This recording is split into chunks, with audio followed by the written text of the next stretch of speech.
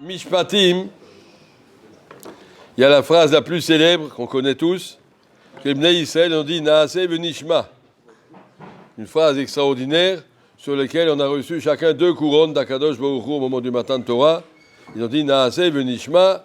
Ils ont mérité tout ce qu'ils ont mérité, des choses extraordinaires. Malheureusement, après le Chet Hegel, ils ont perdu un petit peu cette madriga, mais en tout cas, le fait d'avoir dit Naaseh v'nishma, Migilya le Bana et Razé, les Malachim sont venus.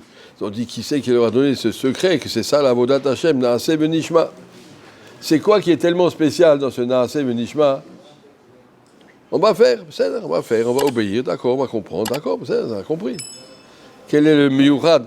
Il y a le premier pasuk de la paracha, c'est marqué Vele amishpatim asher tassim lifnehem. Voici les mitzvot que tu mettras devant eux.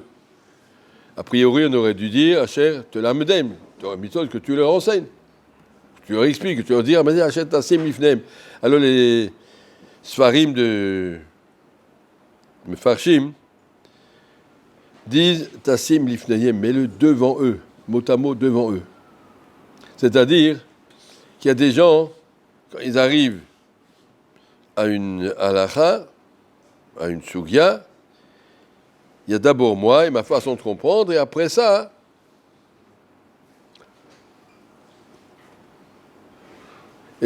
seulement, il y a la sugya. Imaginez, par exemple, il y a une sugya qui s'appelle les Shemitah. Voilà. Les gens qui sont partis par principe, on n'arrive pas à faire Shemitah, c'est pas possible. Donc comment on fait? On va faire Eter Mechira, on va trouver un système, on va contourner. Puis après seulement on va voir. Alors d'abord il y a le bonhomme, et après il y a la halakha. Il y a des gens qui disent c'est quoi Shabbat? C'est quoi Shabbat? C'est pour qu'on se repose. Donc il vaut mieux monter en ascenseur que d'aller à pied. On ne va pas monter 14 étages à pied. Donc d'abord j'arrive avec ma svara. Et après je regarde la religion, je l'adapte en fonction de ma svara. Et la Torah te yachet asim ifnehem. Avant que tu te vides de toute ta compréhension, tu prends la Torah comme elle est dans le Shulchan Aruch, commence pas à discuter, commence pas à comprendre, commence pas à interpréter. Elle est à mitzvot yachet asim lifnehem. Et la même chose, naaseh v'nishma, ça veut dire la même chose. On le ferait, et après seulement on va essayer de comprendre. Mais pas d'abord je comprends, je suis un grand chacham, j'ai ma façon de réfléchir, j'ai ma personnalité, j'ai mon individualité, je comprends mes choses, et après, à partir de là, je vais expliquer la sugya à partir de ce que je comprends tout seul. Khalila. La Torah, elle existait avant toi, elle existera après toi. Et les amishpatim asher tassim lifnehem naaseh v'nishma, ça veut dire ça. Comprendre un petit peu ce que ça veut dire. On dit que Rav Abramski, il était Dayan à Londres, il s'occupait beaucoup de la jeunesse là-bas aussi. Puis un étudiant qui est venu le voir, qui lui dit Rav, si vous m'expliquez bien pourquoi il faut mettre les tefilines, je suis d'accord de les mettre. Mais comme ça, me tourner des cuirs tous les matins sur la tête, ça ne me dit rien. Dites-moi quand vous avez le temps, je viens vous m'expliquer. Et si vous arrivez à me convaincre, moi je mettrai les tefilines, je n'ai pas de problème. Et le Rav lui a dit, d'accord, je te consacre 3 heures, à une condition.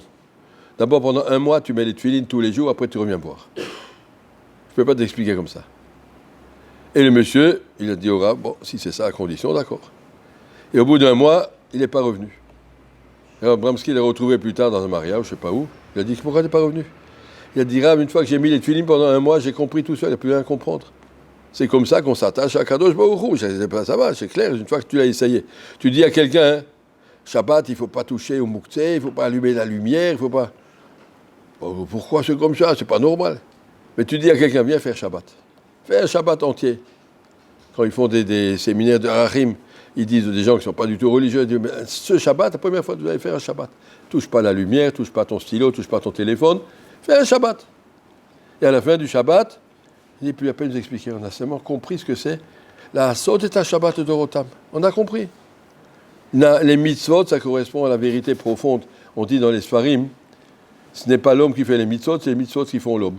Les mitzvot, elles te créent, elles te construisent. C'est ça qu'on vient te dire. La Sot est un Shabbat. Tu vas faire le Shabbat, l'homme il fait la mitzvah, et la mitzvah, elle va le faire, elle va le construire. Et ça, c'est Naaseh v'nishma. Comprendre que la Torah, c'est pas quelque chose qui s'adapte à notre personnalité, mais c'est nous qu'on doit s'adapter à comprendre la Torah. Il y a des choses qu'on va dire à un certain moment de la vie, mais ça me révolte, c'est pas normal, c'est quoi ça? Puis après, tu dis, baisse ta tête, naasé, le nishma, fais-le, et tais-toi, et puis essaie de comprendre, et à la fin, tu comprendras. Naasé, on n'a pas dit, fais-le bêtement. Naasé veut nishma. Nishma veut dire, on veut comprendre. Mais d'abord, naasé. La madriga, la avodat Hashem, c'est d'accepter que la vérité, elle est dans la Torah. Et même ma tête, elle est toute petite, et la Torah, elle était là. C'est avant la création du monde. Et c'est toute la chokhma d'Akadosh Baruch Hu. Comme je ne peux pas arriver au bout de la chokhma, ni dans la science, ni dans la médecine, ni dans la géologie, ni dans rien du tout. Je vois très bien que la chokhma d'Akadosh Baruch Hu, elle est infinie. Et que tout ce que les savants ils vont découvrir ne sera jamais plus que 1% ou 1 pour 1000 ou de tout ce qui existe. Là, elle m'a dit dans la Torah aussi. Torah Hashem, te mima, la Torah Hashem, elle est entière, elle est parfaite. Tout ce qu'on va comprendre, toutes les svarot qu'on va dire, ça va encore rien arriver par rapport à tout le Omek, toute la Pnimiout. Il y a marqué que dans le Olam Haba, Kadosh Baruch Hu Yeshev Chol Banaïch Limudei Hashem. Il va nous enseigner, ce sont les élèves d'Akadosh Baruch Hu, pour s'asseoir autour de lui, et il nous expliquera de plus en plus profond, de plus en plus la profondeur de la Torah. Mais ici, dans ce monde, on est là pour la vivre telle qu'elle a été donnée, pas essayer de la contourner, de l'arranger, elle n'a pas besoin qu'on l'arrange. Ouais, ça, c'est la grandeur de la Torah, c'est qu'elle a pu passer telle qu'elle est à travers toutes les générations, toutes les sociétés, et que personne ne se permette de pouvoir critiquer, de dire c'est plus pour aujourd'hui, ça n'a jamais été pour aujourd'hui, c'est pour l'absolu, c'est pour l'infini, pour l'éternité. C'est pas quelque chose qui est adapté à une certaine situation, c'est toujours émettre. Toda rabba.